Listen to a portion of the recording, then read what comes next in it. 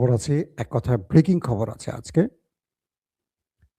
প্রথম গুরুত্বপূর্ণ খবরটি, এবার যুদ্ধের মাঠে নেমে গেল ইয়েমেনের বিপ্লবী বাহিনী। চমক দেখাতে শুরু করে দিয়েছে। দ্বিতীয় গুরুত্বপূর্ণ খবর, এবার সবচেয়ে বড় স্ট্রাইক চালিয়ে দিল ভ্লাদিমির পুতিনের দেশ রাশিয়া। খেলা জমে উঠেছে। ৩ নম্বর গুরুত্বপূর্ণ খবর, আজ সারাদিন ডোনাল্ড ট্রাম্পের বাহিনী ব্যাপক ধোলাই শিকার হয়েছে। আর লেবানন থেকে নেতা কাকুর শতাধিক সবচেয়ে মূল্যবান ট্যাঙ্ক মার্কাভাকে ওপারে পাঠিয়েছে হিজু বাহিনী। প্রিয় দর্শক, শুনতে এবং দেখতে পাচ্ছেন আপনারা স্পষ্ট, আমাকে একটু কমেন্ট করেন। লাইফটা খুব বড় করবো না, কিন্তু ইম্পর্টেন্ট খবরগুলো আপনাদের দিতে চাই। রাত 11টা-12টার দিকে আরেকবার আসবো ইনশাআল্লাহ। এখন আপনারা বলেন সব ক্লিয়ার কিনা। আমি দেখতে পাচ্ছি আপনারা যেখান থেকে কমেন্ট করছেন, রোমানিয়া থেকে করছেন, বাগদাদ থেকে করছেন, কিশোরগঞ্জ থেকে, জামালপুর থেকে, ইতালি থেকে, লেবানন থেকে, মালয়েশিয়া থেকে, লন্ডন থেকে। জি, সবাইকে আমি দেখতে পাচ্ছি মোটামুটি। প্রথম যে খবরটি দিয়ে শুরু করতে চাই, আজকে সকালের যে লাইভটি করেছিলাম দেখেছেন হয়তোবা। আপনারা ধারাবাহিক যদি প্রতিটা লাইভ দেখেন আপনাদের সংবাদ বুঝতে সহজ হবে। আমি একটার সাথে একটা মালার মতো গাঁথার চেষ্টা করি। আমি চেষ্টা করি আপনাদেরকে কয়টা মারছে, কয়টা ডুবাইছে, ভাঙছে, এই খবরগুলোর চেয়ে বেশি দিতে, ভেতরের ফ্যাক্টটা তুলে ধরতে, কোন দিকে যাচ্ছে যুদ্ধ, কোথায় গিয়ে থামতে পারে। এবং যারা আমার লাইভগুলো দেখছেন নিয়মিত তারা আশা করি বুঝতে পারছেন যে যুদ্ধের গতি প্রকৃতি কোথায় গিয়ে ভিড়ছে। বিচ্ছিন্নভাবে আমি দেওয়ার চেষ্টা করছি না, প্রতিটা খবরের সাথে আরেকটা খবরকে মালার মতো গাঁথার চেষ্টা করছি। দর্শক, সকালে বলেছিলাম যে কুয়েতের কাছে, ইরাকের খুব কাছাকাছি একটি অঞ্চলে ভালো ধোলাই করেছিল মার্কিন বাহিনীকে খামিনি বাহিনী। আপনাদের খেয়াল আছে হয়তো, আমি যেই জায়গাটার কথা বলেছিলাম বুবিয়ান আইল্যান্ড। বলা হয়েছে আজকে দিনে ড্রাম চাচ্চুর কয়েকটা বাহিনীকে, যেমন সৌদি আরবের প্রিন্স সুলতান বিমান ঘাঁটিতে ব্যাপক অ্যাটাক হয়েছে। সেখানে তাদের মূল্যবান কয়েকটি যুদ্ধ বিমানকে খেয়ে দিয়েছিল ইরানি ড্রোন এবং মিসাইল। পাশাপাশি ওই যে বুবিয়ান আইল্যান্ড, যেখান থেকে ইরানের বিরুদ্ধে স্থল অভিযানের একটা পরিকল্পনা করছিল, সেখানেও মোটামুটি সকলকে শুইয়ে দিয়েছে এবং তাদের যে নৌযান নিয়ে তারা প্রবেশ করেছিল সেগুলোকে ধ্বংস করে দিয়েছিল ইরান। অর্থাৎ ইরান এই মুহূর্তে হার্ডলাইনে খেলছে। আমেরিকা যেখানেই পা দিচ্ছে তাদের কাছে ইন্টেলিজেন্স যে তথ্য নিয়ে তারা আসছে, ইরান তার ওভার ট্রাম্পগুলো করছে বারবার। অর্থাৎ বুবিয়ানা আইল্যান্ডে মার্কিন সেনাবাহিনী যে নামবে, এই তথ্য কারো কাছে জানা ছিল না। যে কোনোভাবেই হোক ইরানের কাছে এই তথ্য পৌঁছে যায় এবং ইরান সেখানে তাদেরকে ব্যাপক হিট করে। তাদেরকে আর সুযোগ দেয়নি, তারা সোজা যেখানে যাওয়ার সেখানে পৌঁছে গেছে। লেবাননের যে খবরগুলো আসছে খুব ইন্টারেস্টিং। গত 24 ঘন্টায় বলা হচ্ছে একটি মাধ্যম বলছে 21টি মার্কাবা, আর একটি মাধ্যম বলছে 28টি মার্কাবাকে ধ্বংস করেছে হিজু বাহিনী। 24 ঘন্টায় একটা মার্কাবার দাম 6 মিলিয়ন মার্কিন ডলার, মানে 60 লক্ষ মার্কিন ডলার, নট টাকা। কল্পনা করেন কত টাকা একটা মার্কাবা। পৃথিবীর সবচেয়ে উন্নত ট্যাঙ্ক বলা হয় মার্কাবাকে, এবং এটার মধ্যে 2 থেকে 4 জন বা তারও অধিক অনেক সময় সেনারা অবস্থান করে যুদ্ধ ফ্রন্টে প্রবেশের সময়। এই মার্কাবার ট্যাঙ্কগুলোকে যখন হিজু বাহিনী উড়িয়ে দিয়েছে, তখন তাদের ভেতরে যারা আছে তাদের ভাগ্যে কি ঘটছে বলা মুশকিল, কারণ ওই দেশটি এই হতাহতের কথা স্বীকার করে না। বিষয়টা কি ঘটে দেখেন, গত 12 থেকে 15 দিনে বিভিন্ন আন্তর্জাতিক গণমাধ্যম বলছে গত 12 থেকে 15 দিনের মধ্যে লেবাননের এই বিপ্লবী বাহিনীদের হাতে 100-র অধিক মার্কাবা ট্যাঙ্ক ধ্বংস হয়েছে। কাদের? নেতা কাকুর। 100 মার্কাবাকে এবার ক্যালকুলেটারে গিয়ে হিসাব করেন, একটির দাম 6 মিলিয়ন, 60 লক্ষ মার্কিন ডলার। তাহলে 100-র দাম কত আসে হিসেব করে বোঝার চেষ্টা করেন। তার মানে কি পরিমাণ ক্ষয়ক্ষতি করছে। নেতা কাকুর টার্গেট ছিল তারা ফিলিস্তিনে যেভাবে একটি ঘাঁটি গড়েছিল, তারা লেবাননের মধ্যে স্থল অভিযান চালিয়ে সেখানে প্রবেশ করবে এবং সেখানে তারা দখল করে লেবানিজদের কন্ট্রোল তারা নেবে এবং হিজবুল্লাহকে শেষ করে দেবে, অর্থাৎ আরেকটি ফিলিস্তিন বানাবে। কিন্তু লেবানিজ বিপ্লবীদের হাতে তারা এমন ধোলাই খাবে কল্পনা করেনি। তাদেরকে চারদিক থেকে ঘিরে ব্যাপক অ্যাটাক করা হয়। প্রচুর হতাহতের খবর আসছে। প্রকৃত সংখ্যা কেউ বলছে না, বলতে পারবে না। সেন্সর হচ্ছে সংবাদ। সো বলা হচ্ছে এত ট্যাঙ্কের মধ্যে তাহলে কত লোক ওপারে যেতে পারে। তাদের হেলিকপ্টারগুলো একটার পর একটা আসছে আর হতাহতদের নিয়ে ফেরত যাচ্ছে হাইফার উদ্দেশ্যে। অর্থাৎ একটা ফ্রন্টে হিজু বাহিনী এখন ব্যাপক ধোলাই চালাচ্ছে। একদিকে তারা রকেট মিসাইল তো মারছে ভেতরে, আবার যে বাহিনীগুলো ভেতরে ঢুকেছে তাদেরকে খুঁজে খুঁজে মারছে। অল্প টাকার রকেট মিসাইল দিয়ে ট্যাঙ্কগুলোকে, এন্টি ট্যাঙ্ক মিসাইলগুলো দিয়ে তারা উড়িয়ে দিচ্ছে একটার পর একটা ট্যাঙ্ক। এবং যে কারণে তাদের আইডিএফ প্রধান বলেছে যে আমাদের সেনাদের মনোবল ভেঙে গেছে, তাদের যে কোনো সময় তারা ভেঙে পড়ে যাবে। এই অবস্থাটি এখন স্পষ্ট হচ্ছে। পাশাপাশি তিনি বলেছেন যে আমাদের 15,000 সেনার সংকট। প্রশ্ন হলো এই 15,000 সেনা কোথায় গেল? তারা কি জায়গা মতো চলে গেছে বিনা টিকেটে? প্রশ্ন এটাই হতে পারে।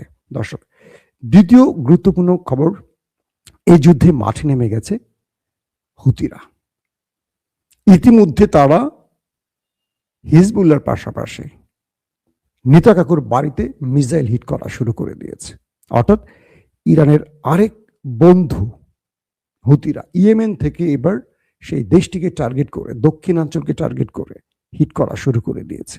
হিজু বাহিনী এক অঞ্চলে, তারা এক অঞ্চলে, ইরান আরেক অঞ্চলে ভাগ করে এখন মারতেছে। আয় তোরা, মানে ইরান তো পুরো শহর, মানে পুরো দেশটার মধ্যে খুঁজে খুঁজে টার্গেটে মারছে। একদিকে হিজবুল্লাহ মারছে, মানে একটা হলো উত্তর পয়েন্ট, একটা হলো দক্ষিণ পয়েন্ট। এখন লেবানন আর ইয়েমেন একযোগে ভাগ করে শিডিউল করে করে তাদেরকে মারছে।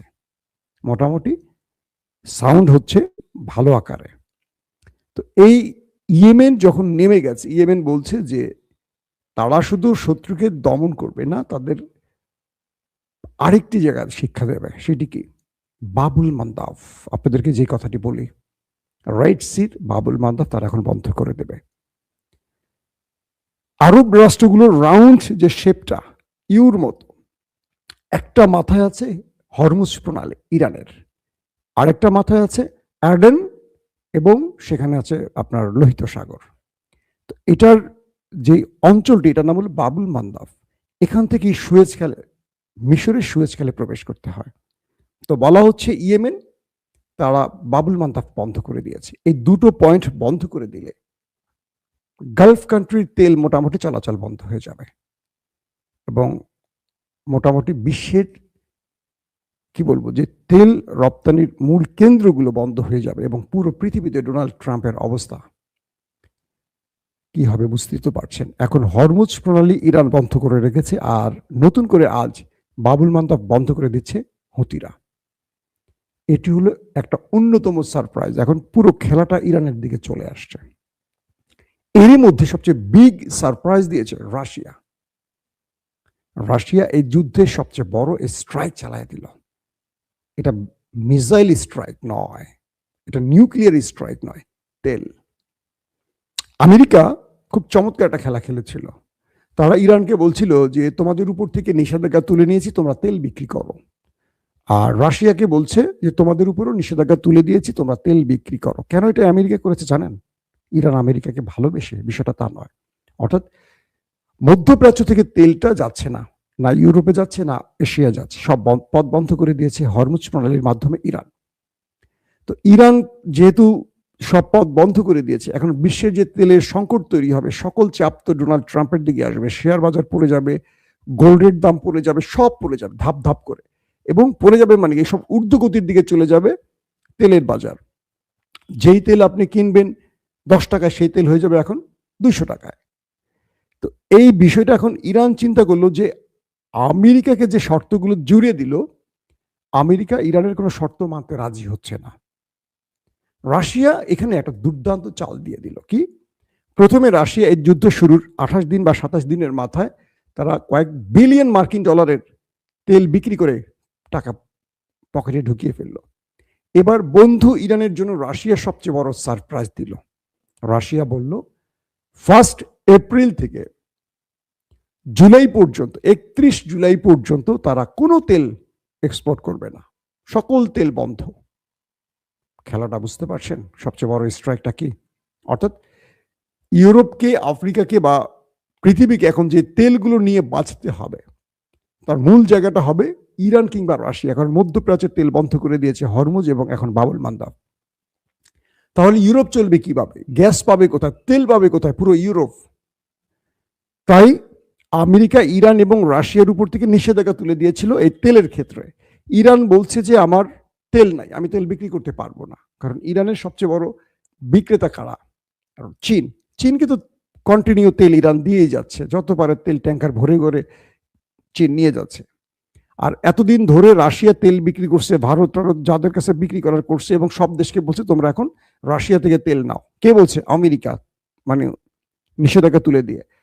তো দেখলো ইরান, দেখলো আর রাশিয়া দেখলো, চীন দেখলো, এতে করে তো যুদ্ধ থামছে না, বা ইরানের পকেটে বিজয়টা পুরোপুরি আনা যাচ্ছে না। এখন রাশিয়া বলছে আমার তেল শেষ, বা আমার এখন আর তেল বিক্রি করার ইচ্ছা নাই, আমি এখন তেল বিক্রি করব না, আমি 1 এপ্রিল থেকে 31 জুলাই পর্যন্ত আর তেল বিক্রি করব না। এখন ইউরোপ হয়ে যাবে অন্ধকার, পুরো ক্লাবস ওয়ার্ল্ড তেল সংকটে পড়ে যাবে। আর যতটুকু আছে সেটার দাম কত হতে পারে কল্পনা করেন। রাশিয়া বলে দিয়েছে তেল বিক্রি করতে পারি যদি তুমি ইরানের উপর থেকে, রাশিয়ার উপর থেকে সকল নিষেধাজ্ঞা তুলে দাও। শুধু তেলের না, সকল নিষেধাজ্ঞা তুলে দিতে হবে এবং ইরানের শর্ত মেনে নিতে হবে। ইরান যে শর্তগুলো দিয়েছে এই শর্তগুলো তোমাকে মেনে নিতে হবে। কে বলছে? রাশিয়া। ইরানের কাছে আসছে ডোনাল্ড ট্রাম্প যে তুমি তেলটা বিক্রি করো, অ্যাটলিস্ট আমার ইজ্জত বাঁচাও। ইরান বলছে আমার তেল বিক্রির এখন আর সময় নাই, আমার তেল এখন উত্তোলন করতে হবে, সময় লাগবে, এখন আমি আর তেল বিক্রি করতে পারবো না। মানে এতদিন তেল বিক্রি করতে দিত না নিষেধাজ্ঞা দিয়ে, এখন ইরান বলছে না আমি এখন তেল বিক্রি করার মুডে নাই, আমি এখন যুদ্ধের মুডে আছি। আমেরিকা পড়ে গেছে মাইনকা চিপায়। অন্যদিকে তো আরব রাষ্ট্র তেল দিতে পারছে না, পথ বন্ধ করে দিয়েছে ইরান। এখন ভ্লাদিমির পুতিনের এই চালটিতে পুরো মার্কিন প্রশাসন ক্লাপস হয়ে গেছে, ঠান্ডার হয়ে গেছে। কি করবে এখন ডোনাল্ড ট্রাম্প? একদিকে তিনি মনে করেছিলেন যে ইসরায়েলকে সাথে নিয়ে এসে খার্ক আইল্যান্ড দখল করবেন, ইরানের তেল গ্যাস তিনি লুট করবেন।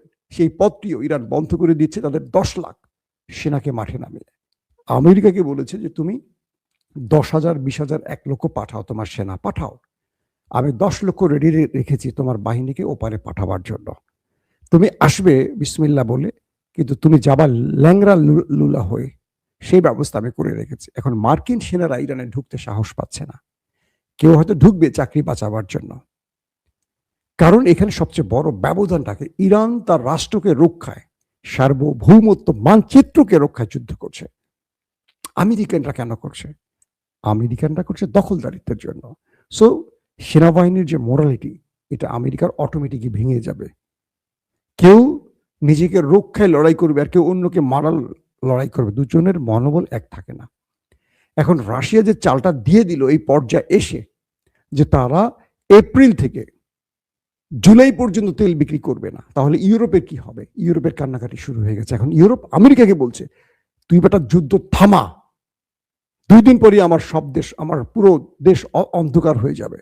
এমনি ঠান্ডার দেশ, গ্যাস ছাড়া এরা চলতেই পারে না। পাশাপাশি এলএনজি প্রায় 17% অফ হয়ে গেছে কাতার থেকে, কারণ সেখানে হিট হয়েছে। যেই হিট হোক, কাতারে বড় হিট হয়েছে।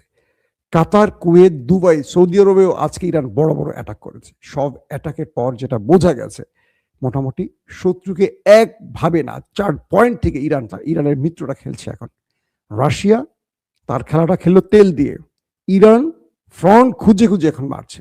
আমেরিকা বিভিন্ন জায়গায় গোপনে ঢোকার চেষ্টা করছে, সেখানেও মারছে।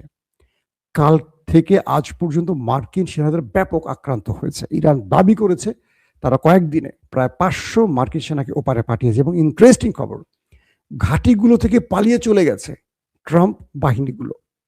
তারা বিভিন্ন হোটেল, রেস্তোরাঁ বা কোনো মোটেল বা বিভিন্ন সিভিলিয়ানদের এরিয়ায় গিয়ে আশ্রয় নিয়েছে। সেখানে খুঁজে খুঁজে ইরানের ড্রোন সেখানে অ্যাটাক করছে। ইরান বলছে তারা 500 বা তারও অধিক ওপারে পাঠিয়েছে। এই পরিস্থিতিতে ডোনাল্ড ট্রাম্পের অবস্থা এখন করুন। একদিকে পুরো পৃথিবীর তেলের জন্য অস্থির হয়ে পড়ছে, ডোনাল্ড ট্রাম্পের সামনে আর কোনো পথ খোলা নেই। তিনি এখন ইরানের শর্ত মানবেন নাকি তৃতীয় বিশ্বযুদ্ধ শুরু করবেন, সেটা এখন তার সিদ্ধান্তের ব্যাপার। দর্শক, আপনাদের সাথে ইনশাআল্লাহ আজ রাত 11 থেকে 12টার মধ্যে আরেকবার হাজির হব। তখন আরো দুর্দান্ত খবর থাকবে। এখন যেগুলো দিতে পারিনি, তখন সেই খবরগুলো আপনাদের দেবার চেষ্টা করব। এখনকার মতো বিদায় নিচ্ছি। প্রত্যেকে ভালো থাকবেন।